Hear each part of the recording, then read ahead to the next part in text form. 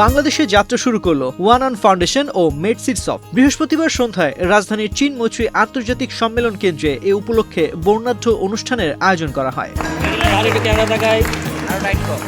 এতে প্রধান অতিথি ছিলেন সাবেক পানি সম্পদ ও ধর্মমন্ত্রী প্রবীণ রাজনীতিবিদ নাজিমউদ্দিন আল আজাদ। ওয়ান অন ফাউন্ডেশনের চেয়ারম্যান রুহুল আমিন অনুষ্ঠানে সভাপতিত্ব করেন। আলোচনায় অংশ নেন doctor engineer Rafiqul Islam, doctor Azizullah M Nuruzzaman, Abu Yusuf Jobayerullah, advocate Mohammad Shafiqur Rahman, engineer Ali Azam, one on foundation নির্বাহী পরিচালক হাবিবুর রহমান, পরিচালক জান্নাতুল ফেরদৌসী, ডক্টর নাহিদ আফরিন নিশা। বক্তারা তৃণমূল পর্যায় পর্যন্ত ঐক্য প্রতিষ্ঠা করে দেশ গড়ার কাজে মনোনিবেশ করতে তরুণদের প্রতি আহ্বান জানান। যে তোমরা একটা মহৎ কাজ করতে যাচ্ছ, তোমাদেরকে আমি আশীর্বাদ করি।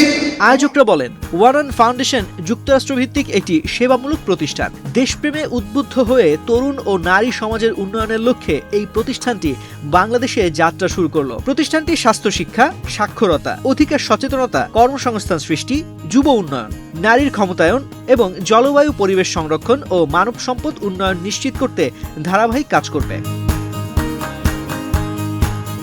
এছাড়াও নাগরিক অধিকার ও আইনি সচেতনতা, বেকার জনগোষ্ঠীকে কর্মসংস্থানের জন্য প্রস্তুত করা, যুব সমাজের নৈতিকতা, নেতৃত্ব ও দক্ষতা, প্রান্তিক জনগোষ্ঠীর স্বাস্থ্য জ্ঞান, নারীর অর্থনৈতিক ও সামাজিক ক্ষমতায়ন নিশ্চিত করা এবং উন্নয়ন গবেষণার মাধ্যমে নীতি নির্ধারণে সহায়তা দেবে এ প্রতিষ্ঠান।